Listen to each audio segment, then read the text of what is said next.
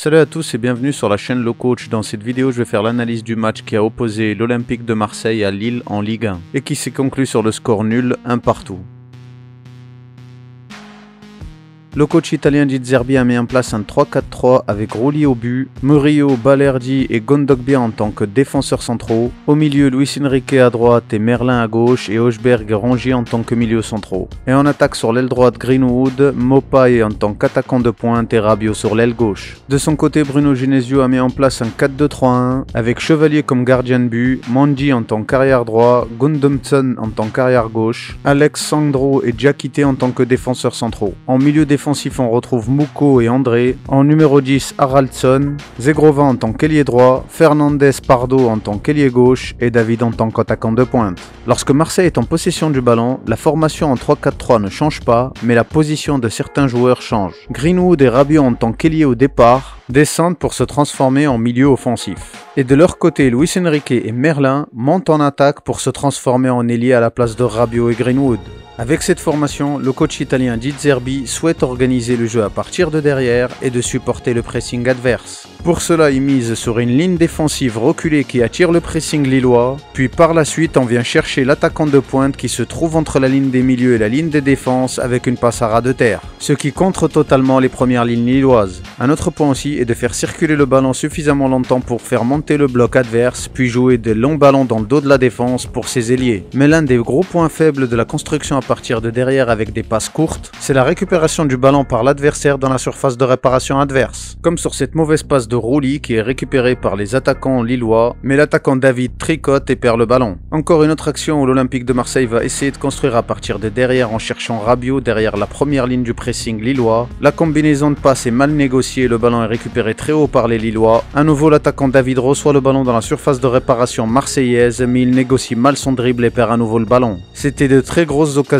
pour le LOSC. De leur côté, Lille, lorsqu'ils sont en possession du ballon, pour contrer le pressing marseillais, le gardien essaye de jouer long sur un côté pour retrouver l'arrière totalement libre. Et lorsqu'ils arrivent à faire progresser le ballon pour dépasser le milieu de terrain, ils se retrouvent très vite bloqués face au bloc défensif marseillais qui est extrêmement bien coordonné, avec les deux attaquants Maupay et Greenwood qui ne pressent pas et qui restent axiaux pour bien fermer toute solution de passe dans l'axe. Ce qui oblige les Lillois à chercher à développer le jeu sur les ailes, et c'est là qu'on va voir le plan tactique défensif de Di Zerbi avec la coordination collective de l'Olympique de Marseille. Lorsque le ballon passe sur l'aile droite marseillaise, immédiatement le bloc glisse sur l'aile droite avec Luis Enrique qui se transforme en tant qu'arrière droit et de son côté Højbjerg vient fermer les solutions de passe dans l'axe. Et lorsque les adversaires font circuler le ballon pour changer d'aile, immédiatement le bloc défensif marseillais glisse pour venir fermer les espaces libres sur l'autre aile. Tout cela en restant bien coordonné avec Rabiot et Højbjerg qui ferment bien l'axe et qui coordonnent le mouvement collectif d'un côté à l'autre. Et cela complique énormément le développement du jeu lillois et sans solution, ils se retrouvent à faire circuler le ballon souvent vers l'arrière et le manque de pressing des deux attaquants marseillais Maupay et Greenwood empêche les Lillois d'avoir de l'espace dans l'axe. Sans solution, ils sont obligés de jouer très loin à partir d'une position assez reculée, ce qui permet aux Marseillais de récupérer le ballon et de le dégager, puis immédiatement Rabiot et Maupay courent pour mettre la pression sur le dernier défenseur lillois pour récupérer les seconds ballons. Les seuls moments où Lille a réussi à contrer le bloc défensif marseillais en première période, c'est en contrant le pressing marseillais. Comme sur cette action où un pressing très haut est fait par l'attaque marseillaise, mais ici on va suivre le marquage individuel de Balerdi sur Haraldsson. Haraldsson très haut sur le terrain descend pour proposer une solution pour contrer le pressing marseillais. Immédiatement le défenseur central Balerdi le suit pour fermer la solution de passe Haraldsson et maintenir l'efficacité du pressing de ses coéquipiers. Mais Haraldsson arrive à faire la passe et écarter le jeu sur un côté. Avec la montée de Balerdi pour rien, alors la défense marseillaise est complètement désorganisée avec beaucoup d'espace libre entre les joueurs, ce qui permet aux Lillois de lancer David en profondeur avec un long ballon. Mais le gardien de but Rulli gagne son face-à-face avec l'attaquant lillois David. Voici une autre action lilloise où encore une fois on va venir chercher l'attaquant David avec un long ballon dans le dos de la défense marseillaise. Balerdi est encore une fois plus haut pour prendre au marquage individuel un adversaire pour empêcher la solution de passe dans l'axe. Zegrova est trouvé dans l'espace totalement libre dans le dos de la défense marseillaise, mais il n'arrive pas à conclure l'action. De leur côté, les Marseillais, lorsqu'ils récupèrent le ballon, ils misent énormément sur les transitions rapides, comme sur cette action où Greenwood récupère le ballon et lance immédiatement en attaque ses coéquipiers. Murillo accélère pour proposer des solutions en profondeur, mais Maupay n'arrive pas à le trouver sur la dernière passe. La position axiale de Greenwood n'est pas anodine. Grâce à sa vitesse, il donne un effet de transition rapide et de contre-attaque vraiment dangereuse lorsque le Marseillais récupère le ballon. Et c'est ce qui donne des situations de 3 contre 2. Et c'est avec ces différentes tactiques que les Marseillais vont marquer le premier but. Avec un développement du jeu à partir de derrière sous le pressing lillois, les Marseillais trouvent Murillo sur l'aile droite. Murillo va venir chercher Luis Enrique le long de la ligne, ce qui attire le bloc défensif lillois sur l'aile. Maupay propose la solution en pivot, ce qui agrandit les espaces libres entre les défenseurs lillois et immédiatement Rabiot accélère pour profiter de cet espace libre. Maupay remet en retrait pour Greenwood qui en une touche de balle lance en profondeur Rabiot. Sous cet angle on le voit mieux lorsque Maupay met le ballon en retrait car il est dos au jeu pour un joueur qui est face au jeu, alors le jeu est beaucoup plus fluide et beaucoup plus direct et Rabiot est servi en profondeur. Ce qui donne une situation de 2 contre 1, Rabiot sert Merlin et Merlin envoie le ballon au fond du filet, 1-0 pour l'Olympique de Marseille.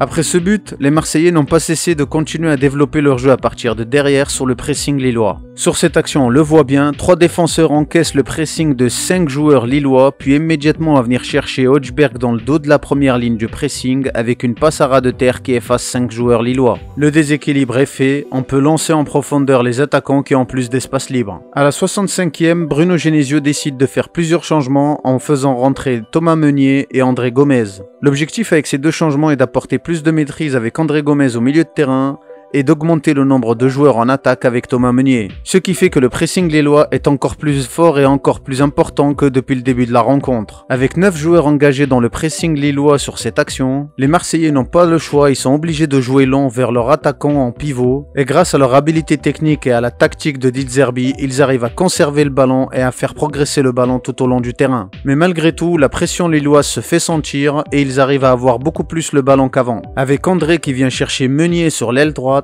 le bloc défensif marseillais est bien en place. Immédiatement, Meunier combine avec l'un de ses coéquipiers puis rentre dans l'axe pour rejoindre l'attaque. De son côté, André Gomez descend un peu plus bas et prend le côté droit pour organiser le jeu. L'objectif ici, c'est qu'il fasse une passe à travers les premières lignes défensives marseillaises dans l'axe, pour obliger le bloc défensif marseillais à rester bas et à ne pas monter. Immédiatement, André dos au jeu vient changer de côté rapidement et contrairement à la première période, le bloc défensif marseillais est en retard pour venir fermer les espaces sur l'autre aile.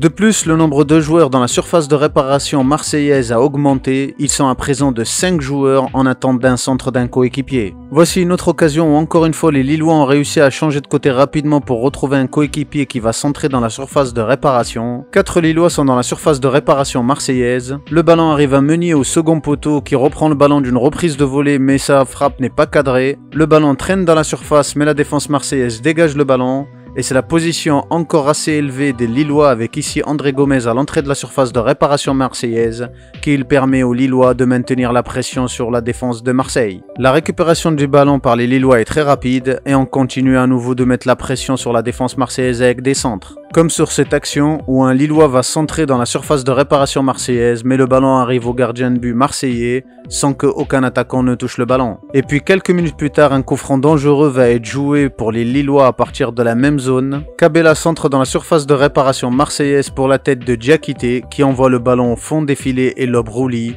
un partout. Pour conclure, les différentes tactiques de De Zerbi permettent à Marseille d'avoir un super jeu à la construction à partir de derrière, ce qui leur permet de contrer facilement les équipes adverses lorsqu'elles essayent de presser. Avec un jeu direct et vertical en une touche de balle, cela peut donner énormément d'occasions dangereuses pour l'Olympique de Marseille. Mais cela aussi peut leur être fatal s'ils loupent leur passe à l'entrée de leur propre surface de réparation. De son côté, l'île de Bruno Genesio n'a pas eu énormément de choses à faire à la construction. Ils ont su profiter de certaines failles de l'Olympique de Marseille, avec des longs ballons pour contrer le pressing collectif adverse ou d'augmenter le nombre de joueurs en attaque pour faire plus de centres et de mettre la pression sur la défense marseillaise, ce qui a permis à Lille d'arracher le match nul. Si le contenu vous a plu, n'hésitez pas à partager, à liker, c'est important pour la réussite de la chaîne. Et moi je vous dis à dans une prochaine analyse et une prochaine vidéo. Ciao!